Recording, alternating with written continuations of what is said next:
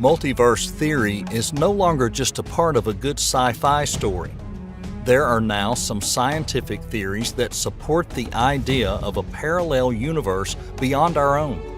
However, the multiverse theory remains one of the most controversial theories in science.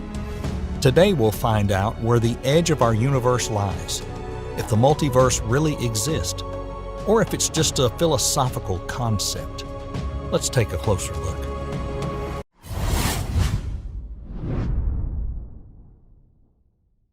Let's start from the beginning. No, the very beginning. Yes, here, right here, where at some point our universe was born. So where is here? The question is irrelevant because space as we know it does not yet exist. All matter, all that exists, time and space, absolutely everything that has ever existed and still exists was here in one spot. This spot is what we call the singularity. And then the singularity rapidly grew much larger. The Big Bang had occurred. Stop. Let's take a look at the time. By the way, yes, it already exists. And so 10 to the minus 43, perfect. We are in the Planck epoch. Here, we'll draw the line of before and after. We have absolutely no idea about the events, phenomena, and laws of nature before this moment. The singularity remains the most mysterious and unexplained state of the universe for us. All of our theories and formulas stop working. Stephen Hawking explained it as, "The results of our observations confirm the hypothesis that the universe occurred at a particular moment in time.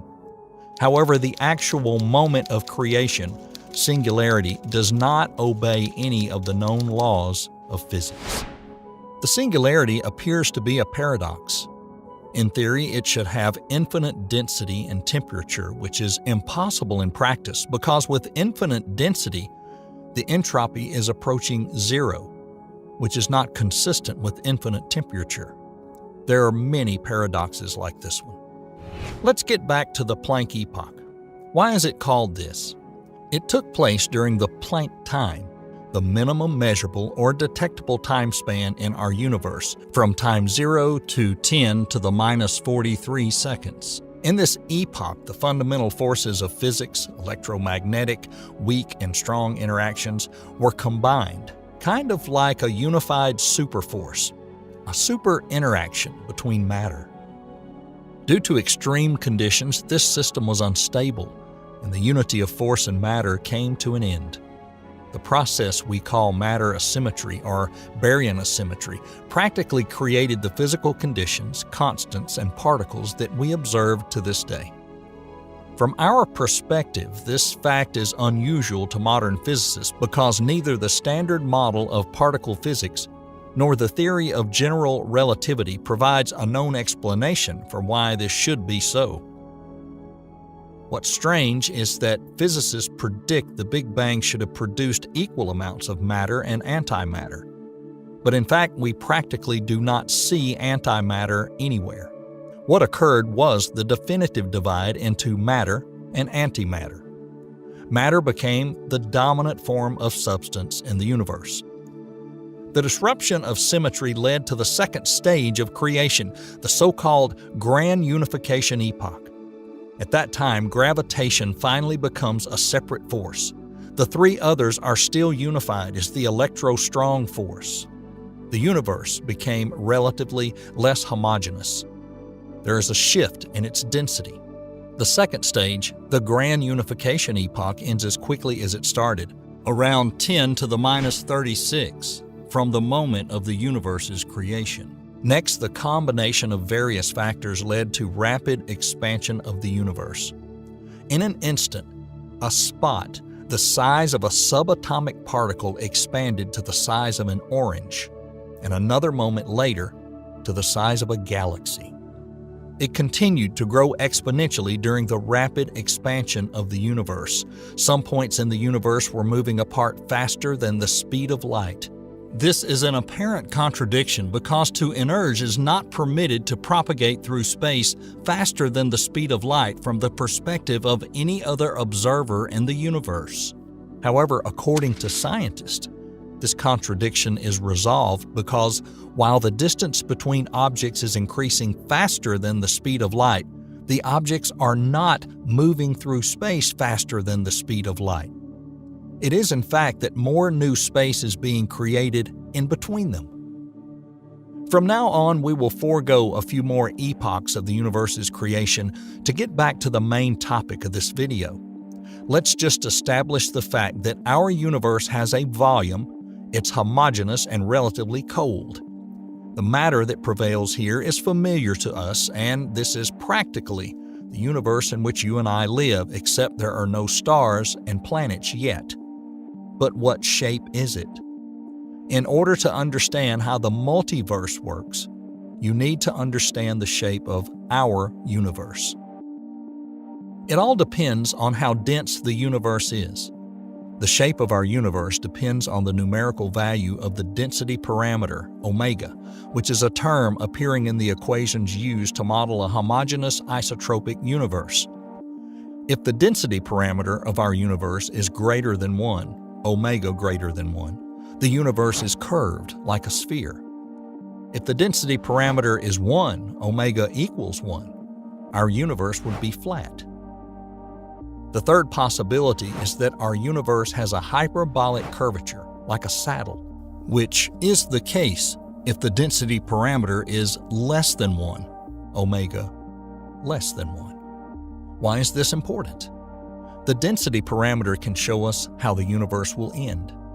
For example, whether it will continue to expand infinitely or will it collapse on itself, whether it will be finite or not. And how do we determine the value of omega?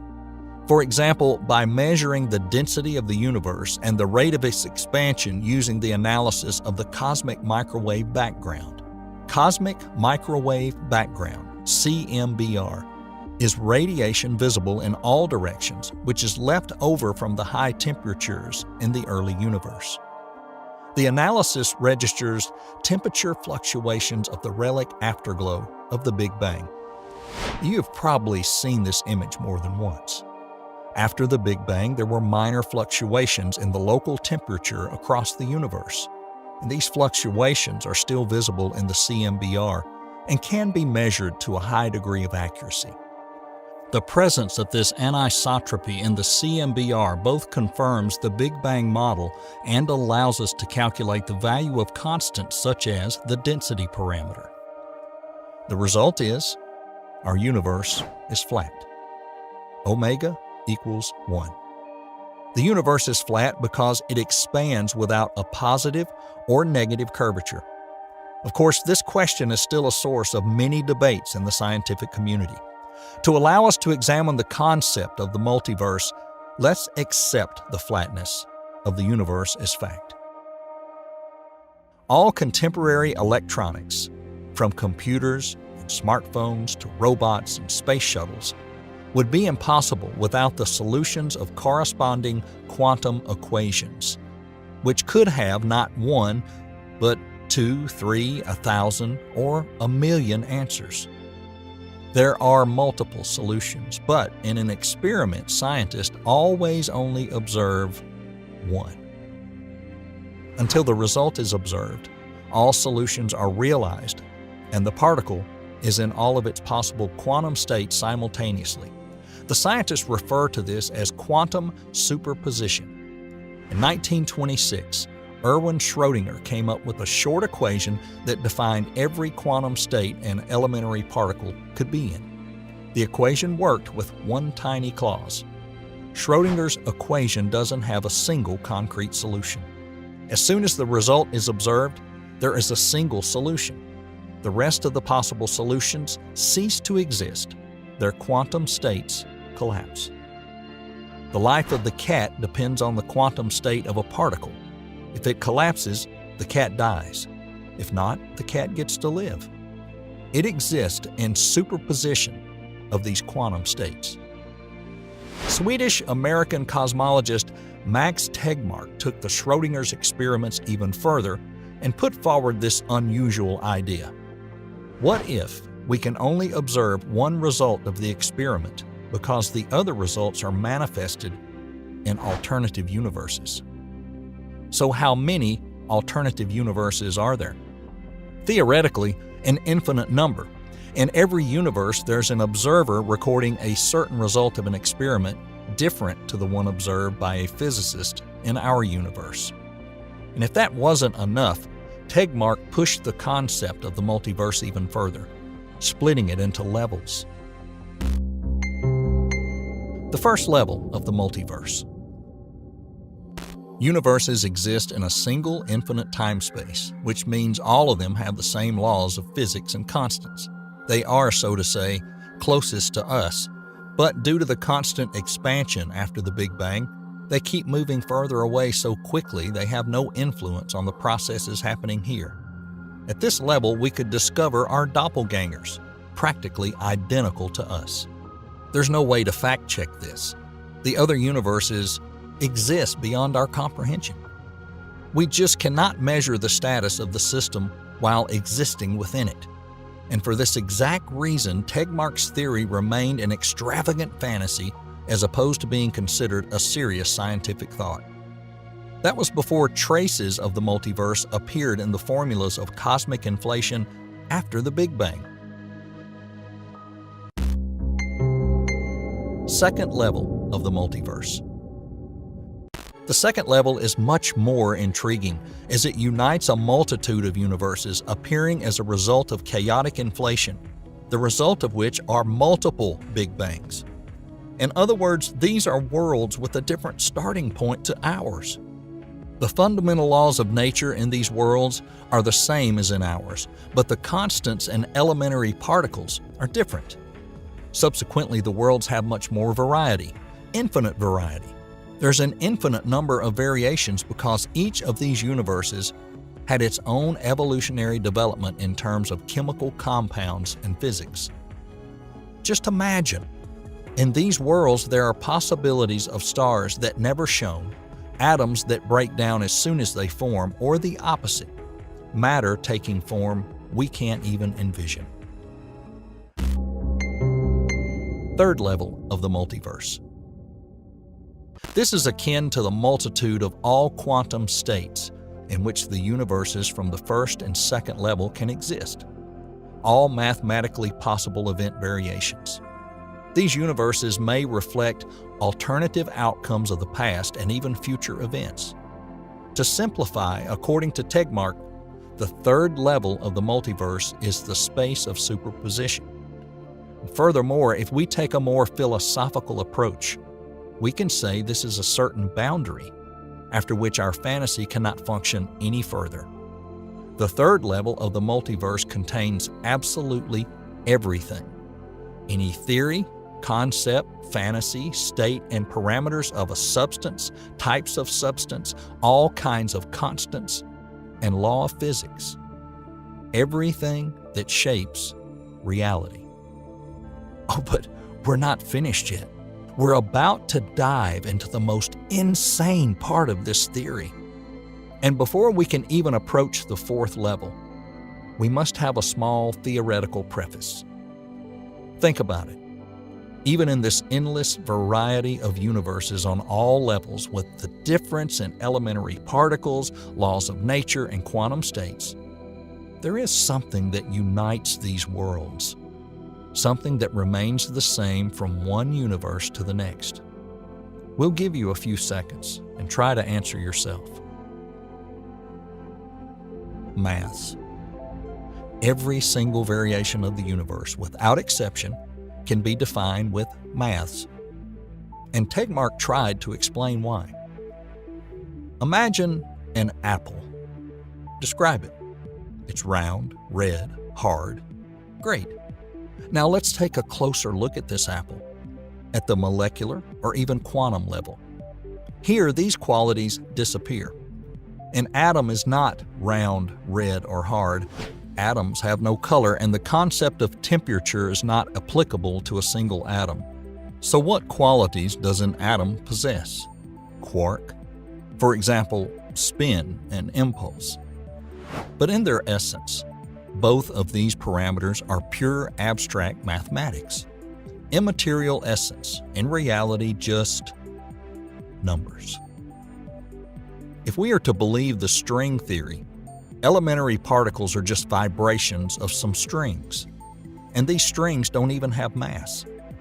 Their mass is created in the process of the string vibration in so-called Higgs fields. The string is not strictly speaking a physical object, it's purely mathematical, a number. As a result, Tegmark came to a shocking but fundamental conclusion. On the most fundamental level, physics does not exist, only maths. Everything that surrounds is essentially nothing but abstract mathematical concepts. The math does not define nature. Math is nature. Fourth level of the multiverse. The fourth level of the multiverse are realities with different mathematical structures that are entirely different from ours. And when we say entirely, we do mean entirely. In a way, the question of what do they look like or how do they differ is absurd if not pointless. It's a different reality in which maths is different, if it even exists. And if the things that happen in that reality can even be described in any terms relative to maths. But don't forget, this is just a theory that is paradoxical, infinitely complicated and confusing, and therefore attractive, but still a theory. With his radical idea, Tegmark aroused the brightest minds of this world, but he also gained a bunch of opponents to his theory. We are glad that there are radical thinkers like Tegmark striving to answer the philosophical questions that have tormented humankind over the ages. What is time? In a world of mathematics, it's an abstract concept, the subjective nature of which is born exclusively within our consciousness. And what is consciousness? It's an infrastructure in our brain which can be clearly defined by physics and therefore mathematics, which leads to the conclusion it is yet another abstract mathematical concept, and so on and so forth. If Tegmark was wrong and the fourth level of the multiverse does not exist, then one day the scientists will come across an impenetrable obstacle. They will find something that cannot be mathematically defined. And then the science will truly lose its meaning. But if Tegmark is right, the science will never finish. What do we think? Let's express our opinion in the superposition. And we really hope that you're watching this video in the version of the universe where you've received a satisfying answer to your questions. Thanks for watching.